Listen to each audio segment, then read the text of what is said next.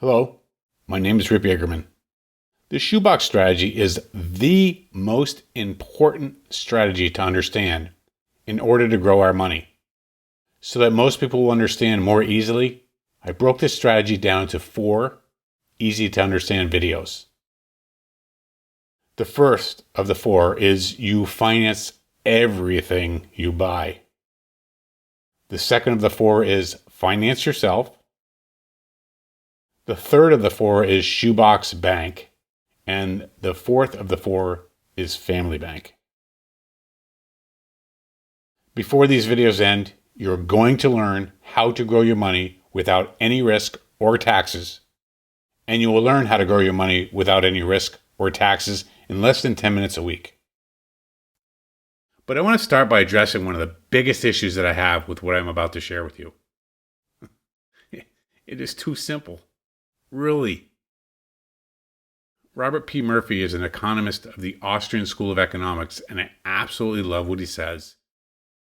It's almost like it's so straightforward that sophisticated people overanalyze it and miss it.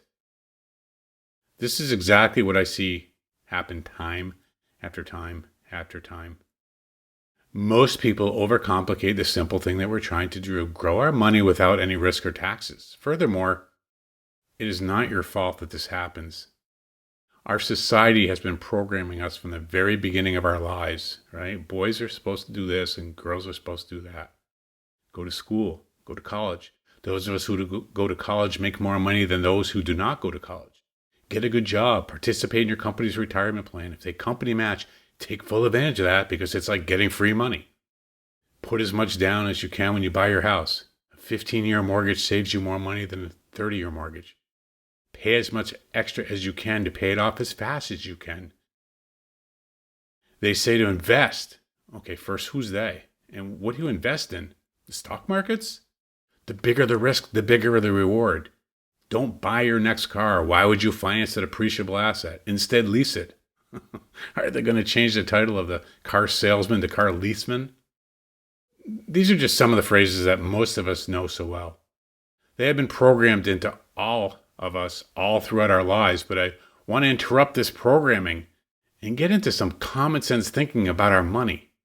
How about hanging on to our hard-earned money?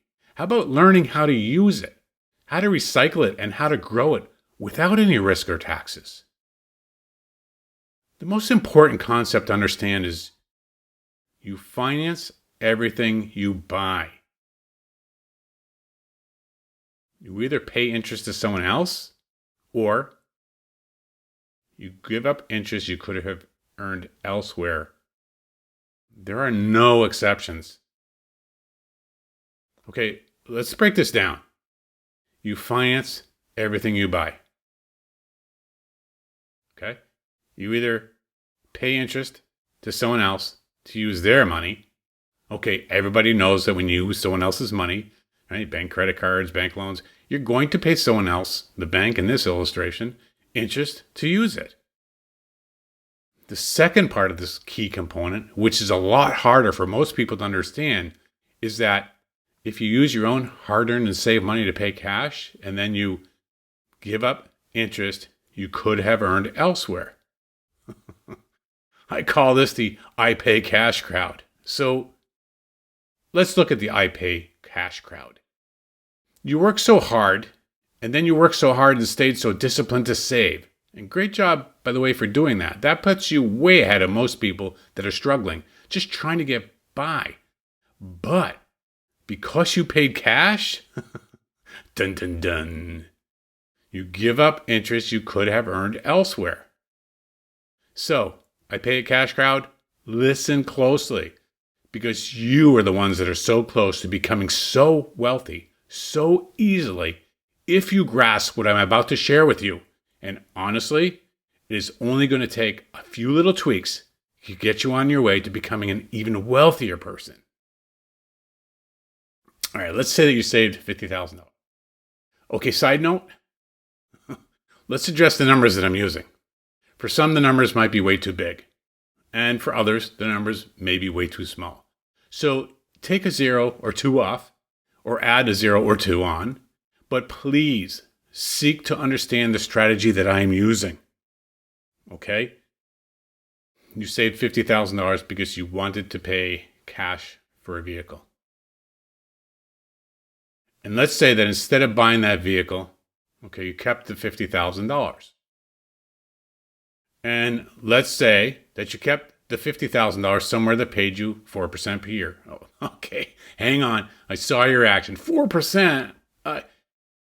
I say you could be making, when we're only currently making like 0.003% in our savings accounts today. So I'm using the 4% number because I know where to put your money to get a 4% guaranteed growth with no tax liability. Okay. And so let's say that the money would stay there for 30 years and it would grow to $165,674.90. Okay. Let's take the original $50,000 out. And we'd be left with $115,674.90. This is the amount of growth that you would have enjoyed from that $50,000 had you kept it. Now, there's a term that describes what this $115,674.90 is. Most people, okay, heck, most businesses do not even know what that term is. But knowing, recognizing, and understanding this term should change the way we respect our money. The term to describe this $115,674.90 we would have been able to keep is called lost opportunity costs. There was $115,674.90 lost opportunity costs associated with this situation. Now, I know that there are so many variables that could come into or be in play, but let's, as my pilot mentors always say, let's look at this from the 30,000-foot view and not get lost in the weeds or the details.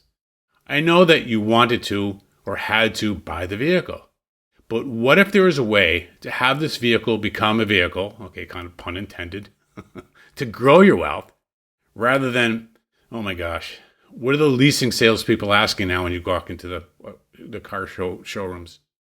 Why would you finance a depreciable asset, they'll ask you?